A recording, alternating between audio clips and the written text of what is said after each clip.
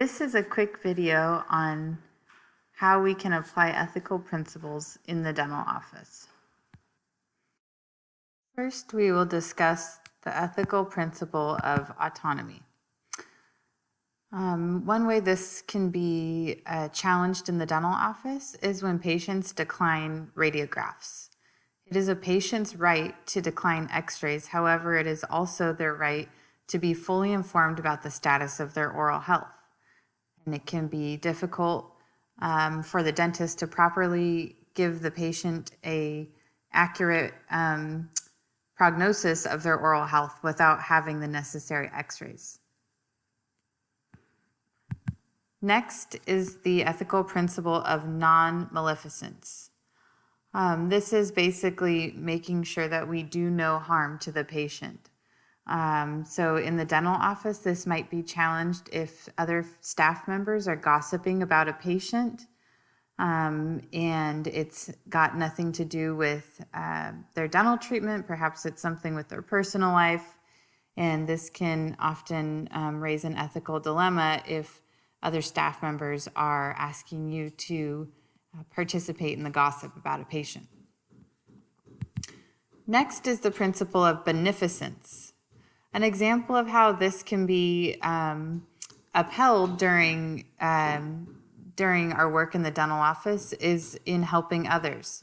So again, ethical principles are something that we use to help guide us to morally do right, to morally behave in a certain manner, and not so much, something that's legally required of us.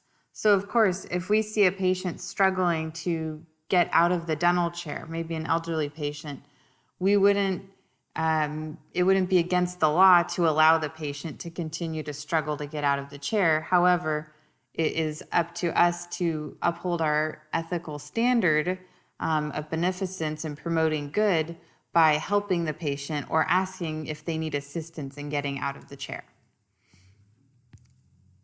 Next is the principle of justice. So justice is making sure that we treat patients fairly and equally. So a way this might be challenged in the dental office is if we have a patient who is rude or perhaps shares a political or religious opinion that might not be the same that we share. And it is our ethical responsibility to treat that patient just as we would treat any other patient, regardless of their opinions or stances on things. Next is the principle of veracity.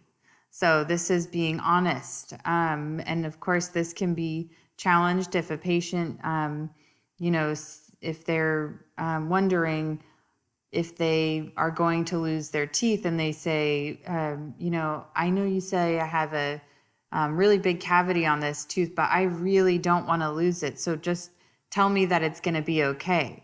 Well, this could challenge us because on one hand, we want the patient to feel like they can trust in us and that we, want to make them satisfied with their treatment. However, it wouldn't be honest with the patient if we told them that the tooth was going to be okay, knowing that it has a high prognosis or a high likelihood of having to be extracted.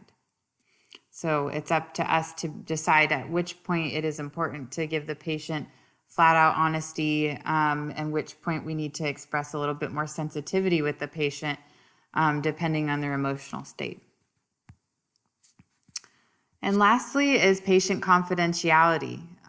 So of course, we have a legal obligation to protect patient privacy with the HIPAA law, but confidentiality in itself can often become an ethical dilemma in regards to patient privacy. So this can definitely have some gray areas, perhaps as in the video we saw earlier, if a patient is elderly and maybe doesn't seem like they are able to care for themselves, it might pose a challenge or an ethical dilemma in knowing when to maybe seek out the patient's caregivers or guardian in approving treatment or discussing treatment with someone else other than the patient.